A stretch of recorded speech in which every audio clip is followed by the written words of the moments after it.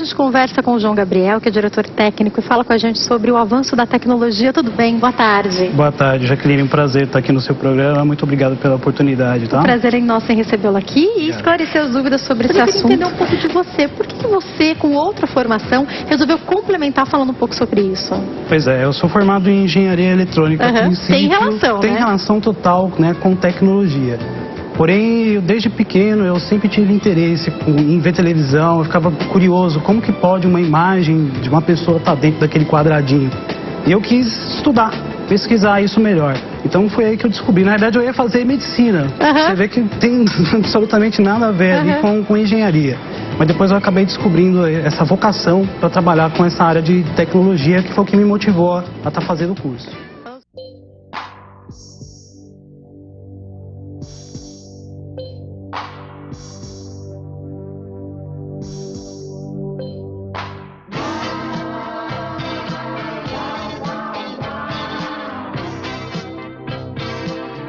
Expert MSX, o microcomputador da Gradiente para a geração que vai mandar saber mandar. Expert MSX da Gradiente, o melhor programa para seu filho não ser programado. Fala um pouquinho sobre essa propaganda pra gente. Então, na realidade, esse é um computador feito aqui no Brasil pela extinta Gradiente, né? E, inclusive, esse computador eu tenho ele em casa até hoje. É um dos primeiros computadores fabricados aqui no Brasil na década de 80. E foi, inclusive, que me motivou a estar fazendo a parte de informática e me desenvolvendo mais nessa área. Totalmente, completamente diferente dos computadores que a gente tem hoje, né? Completamente diferente, inclusive no jeito de usar. Porque antigamente os computadores eles eram muito mais técnicos, as pessoas tinham mais dificuldade de usar. Você tinha que fazer um curso muito mais específico do que hoje.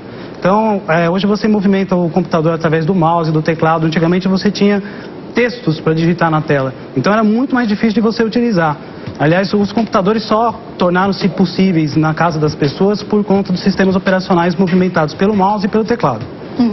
Antes disso era uma coisa totalmente técnica, então? Era completamente técnico, era muito difícil de você utilizar e as pessoas se desmotivavam, continuavam usando a famosa máquina de escrever, que depois o computador veio para substituir as máquinas de escrever nos escritórios. Que os mais novinhos hoje nem sabem o que é essa máquina de escrever, né? E eu achei interessante, alguém me contou aqui no programa, acho que foi fora do ar, que a sobrinha mais novinha, alguém da família, criança, estava mexendo na máquina de escrever, né, da avó, de alguém, e falou, nossa, como é moderno, já vai imprimindo. Então, pra eles, isso é moderno. Na verdade, a gente sabe o trabalhão que dava quando a gente errava com uma máquina de escrever, né? É verdade, a máquina de escrever tinha um pequeno probleminha. Se você errasse ali, você tinha que usar corretor, aí ficava com muito corretor, você tinha que apagar, tirar e começar tudo de novo, né? E você imagina ter que fazer várias cópias disso. Hoje no computador você vai lá, usa lá um editor de texto, imprime 500, 600 cópias. E a força é datilografar, né? E a força para datilografar, né? Exato, e fica lá apertando para voltar. Eu usei uma máquina de escrever, aliás, eu tenho uma máquina em casa. Eu guardo muitas coisas antigas em casa. Eu tenho esse computador aqui que foi mostrado agora no vídeo, tenho uma máquina da Olivetti também. Eu sou praticamente como se fosse um museu da tecnologia. O que é essa aí que a gente tá vendo? Esse é o famoso Apple I, foi fabricado pelo Steve Jobs. Uau! Ele tem essa caixinha de madeira e esse computador hoje em dia, funcionando, ele vale mais de 500 mil reais. Uau, que fantástico. O famoso Apple I. Esse é o primeiro? Esse é o primeiro. Primeiro que o Steve Jobs fez. De quando a gente está falando? Mais ou menos na década de 80. Comecinho de 80. Pode passar as fotos pra gente, por favor, Rô? E aí? Esse daí é um Xerox, tá? Foi o primeiro computador que trouxe uma interface gráfica pro mundo. Antes da gente conhecer os sistemas operacionais de hoje em dia, eles apresentaram isso na década de 70. Ele tem o mouse, tá vendo? Que é esse daqui. Esse quadradinho, e o teclado, né? Isso, esse quadradinho aí que é o mouse e o teclado. E você vê que tem um joguinho do Pac-Man que a gente roda até hoje, né? Muitos começam a jogar. A gente baixa nos nossos celulares modernos, às vezes, né? Esse é o Apple da Lisa, chama-se Apple Lisa. Esse computador é muito interessante porque ele foi o primeiro computador do mundo que a Apple apresentou. É o computador pessoal, aquele outro que você viu que é o Xerox, ele é um computador mais profissional. Esse é para pessoas terem em casa. E ele tem interface gráfica, mouse, teclado e um sistema operacional que você movimenta. Chegou a vir para o Brasil? Não, esse computador era muito caro. Hoje em dia, se você fosse vender, ele é algo em torno de mais ou menos 350 mil reais. Então, ele era um computador conceito, como se fosse tecnológico. e poucas pessoas tinham acesso a ele. Nos Estados Unidos, algumas pessoas tinham em casa. Algumas sim, mas ele não foi um sucesso de vendas, porém ele é um marco histórico na tecnologia. Graças por isso que é importante a gente saber, né? Exato, conhecê-lo. Graças a ele é que os computadores são o que são hoje, com o teclado, com o mouse e a facilidade de utilizar também foi o Apple Lisa. Inclusive é algo muito interessante do Apple Lisa. O Steve Jobs trabalhou ao lado do Bill Gates para fabricar esse computador. É uma curiosidade. No começo, a princípio, a gente pode imaginar que a ideia era que ele fosse só exatamente para quem trabalhasse na área, uma coisa não para as pessoas em casa? Sim, na realidade a história do computador mostra que ele foi para substituir as máquinas de escrever no escritório. Porém, o computador antigamente ele é algo gigante. Você imagina um prédio, como é o prédio aqui da emissora, 5 vezes maior. Todo aquele complexo era um computador. Então era necessário você ter alguma tecnologia para transformar aquele computador gigante em algo que pudesse caber em cima da mesa das pessoas. É por isso que o computador hoje em dia, pessoal, é conhecido como desktop, que traduzido em português seria algo como em cima da mesa. Antigamente o computador, na verdade, ele era um prédio enorme. Então, graças à invenção da eletrônica, é que os computadores puderam diminuir de tamanho e hoje caberem nas palmas das mãos, como é o caso dos laptops, netbooks, que nós usamos hoje em dia. O Steve Jobs e o Bill Gates, eles fazem parte do que possibilitou boa parte de hoje? Sim, sem dúvida alguma. Sem a participação deles, sem o esforço deles na informática, o computador não chegaria à casa das pessoas. Vamos ver mais um pouquinho? O que a gente tem aqui? Computador da linha MSX, tá? A linha MSX ela não é uma marca, ela é um conceito de computador, porque antigamente o computador era assim, cada fabricante tinha o seu. Então se você tivesse um computador e eu tivesse outro e eu quisesse emprestar um joguinho meu para você, não dava. O MSX ele foi criado no Japão, então todos os fabricantes que produziam esse computador com essa sigla MSX padronizaram. É algo que hoje nós temos nos computadores, a padronização. Então se hoje eu tenho um joguinho, posso emprestar para você, você consegue rodar. Naquela época não era. Então aí eu trouxe 2 exemplares, né? Um da Sharp, que é o Hot Byte, que está aqui no lado direito do vídeo. E o que está do lado esquerdo, que é o que eu tenho, inclusive, em casa até hoje, é o... Você tem também? Eu tenho, funcionando, é um MSX da Gradiente. A tela dele lembra muito uma televisão de fato, Exatamente, é aquelas televisões antigas de tubo, né? Porque não tinha a tecnologia do LCD, na época era caro o LCD. Hoje está um pouco mais popular, né? Mas naquela época muito caro. Então ele usava uma televisão de tubo para você projetar a imagem dele. Próxima foto. Bom, esse aí é o famoso 286, na verdade é o XT, né, antes do 286. É um computador já mais moderno, já é meio que quadradão, já lembra mais ou menos a interface que nós temos hoje nos computadores. Né? E ele mais ou menos é da década de 82. Tá. Próxima. Esse é um computador, na verdade, muito interessante. Ele foi o primeiro netbook do mundo, né? Notebook é um computador portátil, tá? Na frente onde é o teclado é uma tampa que a pessoa pode fechar e ele vira uma malinha que você pode carregar e levar ele para todo lugar. Foi a primeira tentativa de fazer um computador portátil do mundo. Se tornou inevitável de fato, né? Vamos pro próximo. Exato. Esse daí também é um segundo, chama-se Osborne. Ele foi o segundo notebook comercial também, seguindo a linha do primeiro. Você vê que ele também tem uma carinha que você fecha, né? O teclado na frente e pode levar ele. E tem um monitor embutido também. A ideia era a máquina de escrever nessa época ainda? Ser próximo à máquina de escrever? Exato. A estrutura, pensando na estrutura dele, né? Pensando na estrutura, a ideia é que o computador fosse mais próximo da máquina de escrever para que ele pudesse entrar nos escritórios. Porque, do contrário, o computador jamais ia entrar na casa das pessoas se não tivesse essa familiaridade. Cabe numa bolsa hoje, gente. Vamos para a próxima foto. Mais um computador, só que agora ele tem um monitor embutido, tá? Também é um computador portátil que você pode levar, só que isso já dá um pouquinho mais de trabalho que ele não tem alça. Esses computadores não tinham CPU? Fiquei confusa agora. Então, a CPU tá embutida junto. Tá tudo aí, tá tudo aí. Nesse pedacinho. Exato, no canto esquerdo do vídeo você pode ver, tem um monitor que é pequenininho, o teclado e aquela parte quadrada mais escura ali é onde você encaixa a unidade de fita. Porque os computadores antigamente não gravavam em disquete, não gravavam em pendrive, nem disco rígido. Eles usavam fita magnética. Igual aquelas fitas que nós escutávamos no carro, lembra? Os computadores gravavam essa informação com fita magnética ainda. Esse aí, tudo que a gente tá vendo é da década de 80 ainda, né? Alguns são da década de 80, outros são da década de 70. Tá, tem uns um pouco mais antigos. Mais antigo, eu fiz um mix só pra gente estar avaliando a evolução da tecnologia aí, né? Aí. Esse é um computador já, um notebook, só que é um notebook já com tela de LCD. Só que é um notebook com a primeira tela de LCD. Interessante que ele mistura a modernidade, mas ao mesmo tempo não, né? Vou confessar que muito feliz aí no design do aparelho. O designer tá desastroso. Mas valeu a intenção, que você vê que ele tem uma tela de LCD, ele já é um computador mais moderno do que os outros que usavam tela de tubo ainda. Próxima foto. Esse finalmente é o notebook que todo mundo conhece, já agora, né, do século 21. Já com a tela de LCD, que você já tem aí a modernidade, e a bateria um pouquinho grossa, mas você já consegue levar ele pra qualquer tirar lugar, polo né? para todo lugar, sem pesar muito. Esse é o supercomputador, né? Na realidade, os supercomputadores eles são usados no mundo para cálculo da temperatura e do clima. Por incrível que pareça, a previsão do tempo usa mais poder de processamento. Então você precisa ter um supercomputador. Um supercomputador, na realidade, ele equivale a 100 mil ou 200 mil computadores convencionais. Esse Tiani... E espaço físico também? Então, ele é grande. Esse supercomputador, ele praticamente tem o tamanho de um campo de futebol. Esse Tiani 2 está na China. Em 2015, ele é considerado o primeiro supercomputador do mundo, tá? E ele roda o sistema operacional Linux, que é um sistema operacional mais seguro do que os sistemas que a gente usa em casa, o sistema Windows que a gente está acostumado a usar. Aliás, eu me lembro de uma época que se tentou colocar o Linux nos computadores de casa, mas isso não deu certo, por algum motivo, né? Pois é, assim, que o Linux que as empresas que colocam nos computadores que já vem embutido não é o mesmo Linux que a gente pode baixar na internet. Então tem mais dificuldade de se usar os que vêm de fábrica.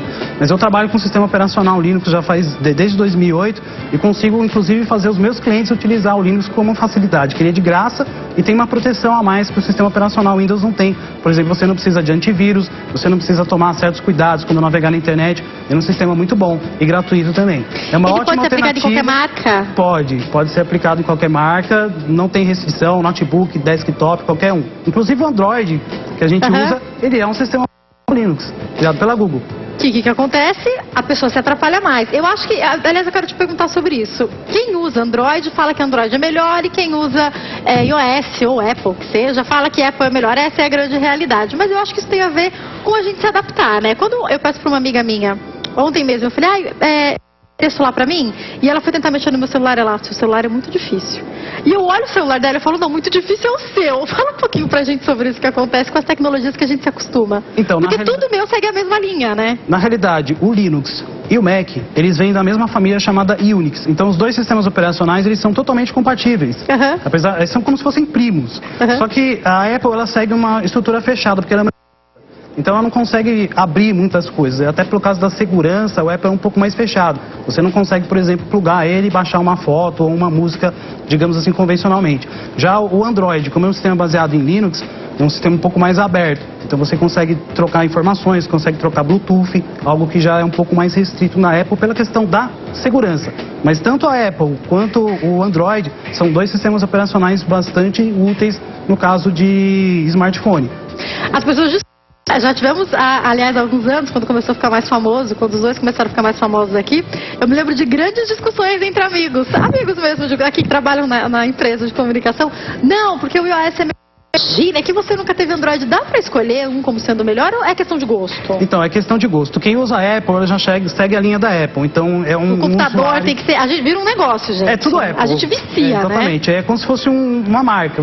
É o computador da Apple, é o celular, tudo da Apple. Já os usuários de Android já partem mais para aquele lado mais aberto. Podem ter o que quiserem, Pode ter também o que tem quiser, isso, né? Exatamente. A gente tem uma dificuldade. Agora, a inteligência me chama muita atenção. Você falou um pouco sobre isso, como os computadores e como são hoje.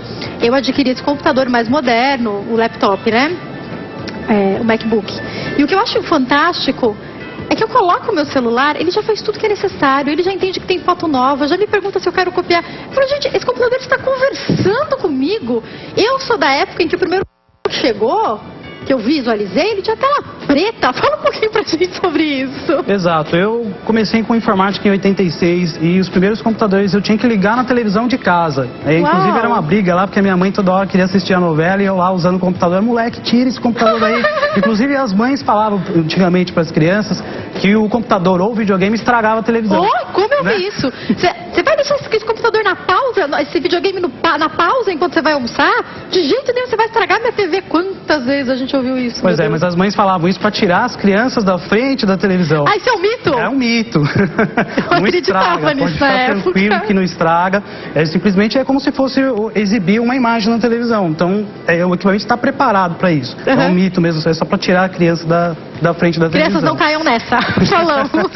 O que a gente tem aqui? Esse daí é o segundo maior supercomputador do mundo, o Tianhe é da China, e esse daí é dos Estados Unidos, chama Titan. Ele também é usado para pesquisas da NASA, tá? A gente está tendo uma visão dele de cima, é isso? Na realidade, todo ele é o computador. Tudo isso daí. Que tamanho ele deve ter mais ou menos? Ele tem o tamanho de mais ou menos um campo e meio de futebol. São vários grande também demais, né? São vários computadores ligados em série. Eles se conversam, é isso, né? Sim. Eles se formam como se fosse um computador Exatamente. só. Esse é o conceito dos cores. Quando a gente fala dual core, a gente fala 2 núcleos, ou seja, são 2 processadores trabalhando junto. O quad core são 4 núcleos, então são 4 computadores trabalhando junto. Então isso você tem um ganho de performance e um ganho de economia também. É como se você tivesse 4 computadores em um só. Eu falei aqui sobre a marca que eu utilizo e marcas que outras pessoas utilizam, mas é uma questão de preferência, porque eu sei que no mercado, sem ser essa marca que acaba sendo uma das mais caras, existem várias outras marcas, que não vamos falar os nomes, é lógico, mas que são muito boas também, né? Exato. Aí vai, como eu falei, mais questão do gosto da pessoa. Se ela segue a linha da Apple, porque ela gosta das facilidades da Apple, gosta das tecnologias que foram inclusas que a Apple tem, que os outros sistemas operacionais não têm. Porém, se você for parar para pensar, eu posso trocar uma foto com você, posso pegar o meu Bluetooth, trocar uma foto com você, isso é totalmente compatível. Ou seja, as tecnologias, elas são compatíveis entre si. De alguma maneira, elas se conversam, né? Sim, tem que conversar, senão você fica com um produto fica muito limitado, fechado, né? E não consegue, por exemplo, conversar com as outras pessoas. O que a gente tem aqui? Esse já é o computador mais moderno, né? O que você está vendo aí, na verdade, é uma arte que a gente fala que é o Case Mod. O que é o Case Mod? É igual a tunagem dos carros. Então tem pessoas, principalmente os gamers maníacos, que eles gostam muito de transformar o computador deles. Então coloca neon, coloca um ventilador mais potente, uma refrigeração à água, tudo isso para dar um pouco mais de performance também. Então esse já é a visão de um computador agora, do século XXI. Uma coisa de personalidade total. Exato. Né? Uau, isso aí. Então, falando em personalidade, meu Deus, aí está um computador... Isso chega a ser uma ilha? Então, esse é um computador embutido numa mesa. A pessoa colocou o cérebro do computador, né, a CPU, embutido nessa mesa, onde você está vendo ali a parte do acrílico, e transformou a mesa de trabalho dele como se fosse literalmente um computador. Aquelas 2 telas que estão na lateral fazem parte do computador? Sim, inteiro? é um computador com uma área panorâmica, que a gente costuma dizer. Ele tem os 3 monitores. Fantástico. Agora, mais para a função de algum tipo de trabalho que a pessoa exerça, aqui, por exemplo, para edição, os meninos costumam utilizar os computadores assim. Exato. Tem necessidade de uma pessoa em casa, a menos que ela queira, tenha muito dinheiro, ter um computador desse, né? Exato, concordo com você. Ali é mais para uma aplicação específica. Por exemplo, trabalhar com CAD, que são desenhos de computador, ou animação 3D, você precisa ter uma área mais ampla. Então, no caso aí, o usuário precisaria fazer um investimento de ter um computador desse com uma área de amostragem maior. Agora, um usuário comum, que só navega na internet, que só faz coisas do dia a dia, não precisa ter um computador desse, até pelo custo. Já imaginou um custo desse? O cara deve ter pagado mais ou menos aí uns 80 mil reais só para fazer essa modificação. Só a mesa de acrílico, hein? A gente não precisa disso, pessoal. Agora, outra coisa interessante, quando a gente fala sobre tecnologia, eu estava te falando até antigamente... daqui a pouco a gente vai ver os celulares. Eu estava te falando que antigamente, eu sou da época da fita, depois a gente passou pro CD, agora a gente pode pegar... E é desse tamanho o pendrive, está cada vez menor, né? E parece que quanto menor, mais giga tem, mais mega tem, mais coisas dá para você pôr dentro. O que é essa evolução? E para mim, particularmente, que nasci em 85, percebo que foi muito rápido. Eu tô exagerando ou foi muito rápido mesmo? Não, concordo com você. Eu sou um pouquinho mais velho. Nasci em 80, sou da época do disco ainda, daquele bolachão. Eu também! Eu esqueci de falar disso. Poxa, o vinil. O vinil, e depois do vinil foram trazendo mais tecnologias. O problema do vinil é que ele arranhava, você ficava escutando, né? Aí você esbarrava nele, a agulha riscava o disco, era uma tristeza. Aí depois trouxeram a fita. A fita já podia estar no carro, você podia ouvir. Só que a fita tem um problema, você não consegue pular de uma faixa para outra. Você está ouvindo a faixa 1, que é para 15, você tem que ficar lá rodando. Outro dia eu vi uma foto, né? As pessoas mais jovens nunca vão entender a relação entre uma caneta Bic e uma fita, né? Só a gente sabe, né? Só quem passou por isso que sabe. Mas olha, a evolução da tecnologia é graças à nanotecnologia.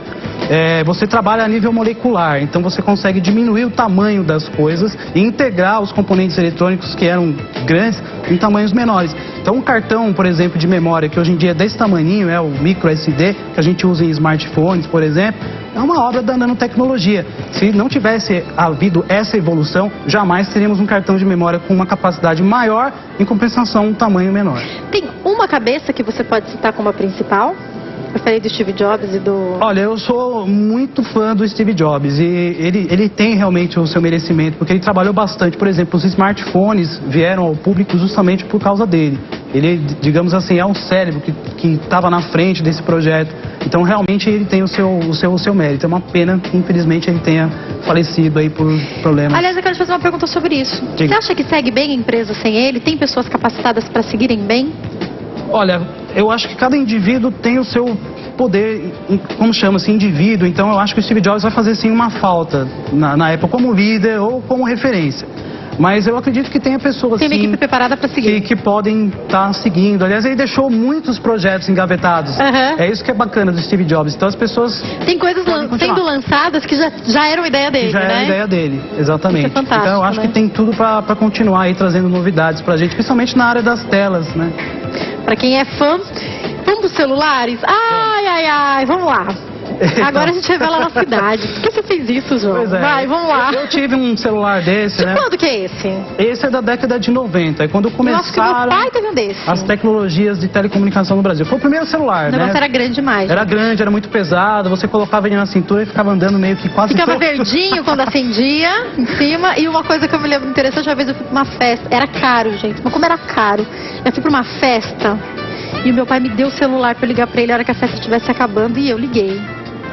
Quando eu cheguei em casa, entreguei o celular pra ele, eu tinha esquecido de desligar. E aquela conta veio. O negócio era caro. É caro ainda hoje o celular. Mas era muito caro nessa época. Era caro, né, pra João? você ter uma ideia, as pessoas tinham que esperar, tinha plano de espera pra você ter um celular. Aham. Ele custava tão caro quanto um carro, É verdade. basicamente. E ainda tinha que você ter um plano especial pra você poder falar. Do contrário, era só alô, cheguei e chega. Exatamente. Não dava pra trocar muita Era ideia. 8 chaves, esse negócio de depois das 9 da noite você fala à vontade, que tem algumas operadoras, Não. isso não existia, Isso não né? existia, não. Só existe agora, ainda bem, né? Ainda bem. Próxima foto. O que é isso? Isso é uma calculadora que tem a ver com a invenção dos computadores. O computador, ele é uma super calculadora. Né? Então, antigamente tinha o ábaco, que lembra uma harpa lá que os anjos tocam. Né? Essa aí é uma calculadora que chama Pascalina, uma calculadora criada por Pascal. Isso é no século XVIII. Então, ela já faz cálculos um pouco mais complexos. E essas rodinhas que você tem aí, tem os números de 0 a 9. E você girando ela, você consegue formar os números. Ela soma, multiplica e subtrai. Porém, para dividir, precisa ter ainda o ábaco para poder fazer a conta. Não tem jeito. Não tem jeito. O que é isso? Esse é o primeiro protótipo de um computador analógico. Também ele é formado só com mecanismos e ele consegue fazer cálculos que os matemáticos usaram para estudar como que o computador do futuro poderia se transformar em realidade. O que se esperava há alguns anos? A gente alcançou, na sua opinião? Antes do que deveria, depois ou não? Eu vou pensar, vai. Como que é o nome daquele desenho? Os Jetsons? Os Jetsons. Os Jetsons, uma coisa assim, né? Que tinha o futuro. Gente, era pra no ano 2000 ter muita coisa que a gente não tem ainda na cabeça de quem fez. O que você acha? Eu acho que assim, na questão da tecnologia em geral, a gente ainda chegou quase no auge do que deveria chegar. Descobriu bastante coisas, nós estamos agora com telas dobráveis, o que é uma maravilha. Daqui a pouco a televisão vai se tornar mais do que 3D, vai ser holográfica. Uau. Então tem muita tecnologia legal vindo por aí no futuro. Nossa, holográfica. Gente. É holográfica, então já tem testes sendo feitos, só que ainda é muito caro, né? Isso que eu ia falar, deve ser uma nota por enquanto isso, né? Mas as telas 3D já são realidade pro público brasileiro. É fantástico. Ó, bota a realidade nisso, viu, meu Brasil? Vamos ver aqui os celulares. Então essa é uma evolução, né, dos celulares desde o primeiro modelo que está ali à esquerda. E eu tive o modelo do meio ali e tive o outro modelo de capa, que é o tal do flip. Eu tive esse. Né? Quando surgiu esse, aí acabou, coitado do meu pai. Era caro quando começaram a surgir, né? E eu lembro que eu quis, eu fiz no shopping e fiz. E ele comprou. É uma maravilha, esses modelos que tem o flip, porque você não tem mais o teclado que ficava. Eu lembro do primeiro que foi colorido, né? Que você podia pôr uma capa no fundo. Gente, Exato. como eu me lembro disso. Já era uma novidade na época, de fundo, né? já era. E eu tive um Baby. Quem não teve um Baby, né? Também. Eu tive um Baby também, que eles já eram bolachões, mas eles eram... E o que eu acho interessante, como esses celulares duravam se bobear mais do que esses que a gente tem hoje, né? Verdade. A durabilidade é bem maior. Pelo menos não caía no chão, não quebrava de cara. Não quebrava de cara. Como esses hoje. nossos aqui, ó, caiu no chão. Aliás, eu tive um pesadelo essa noite. Eu sei que caiu no chão e arrebentava essa tela. Até pensei, vou pôr minha capinha, pelo amor de Deus. Ai, um bip. O bip, né? Que é o famoso pager, como o pessoal costuma dizer. Hein? Ele 90? também é da década de 90. E foi o princípio das mensagens de texto nos celulares. Porque assim, o celular ele não tinha SMS.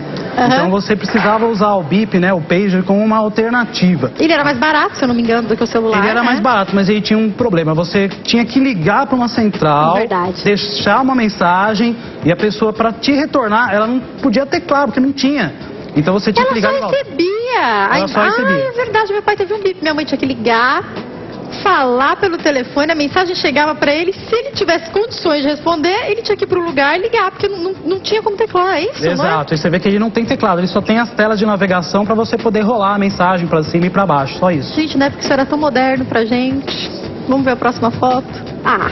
Esses já são celulares, né, com os modelos mais novos, chamados smartphones, né, são os telefones inteligentes com telas de LCD. Por que eles estão ficando maiores de novo?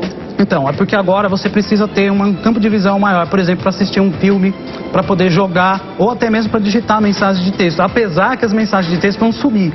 Agora você vai utilizar a voz para poder falar e o telefone escreve para você. No sistema Android já tem isso. Em vez de você digitar, né, o famoso tecladinho, você pode falar e ele traduz para você o que você está falando em forma de texto.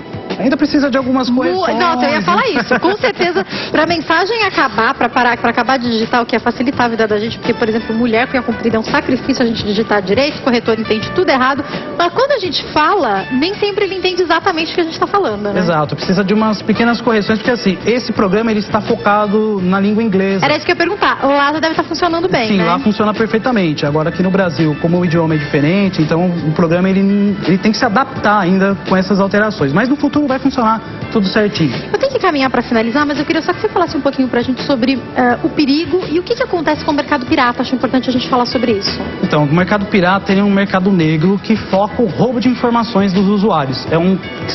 Tem que tomar muito cuidado com o tipo de site que você acessa e principalmente com o sistema operacional. No caso, o comum, que é o Windows, ele sofre bastante isso. As pessoas podem instalar um cavalo de Troia no seu computador e assim como é lá na mitologia, ele pode roubar suas informações e você pode perder não só dinheiro, ser extorquido ou às vezes até sofrer sequestro por conta disso.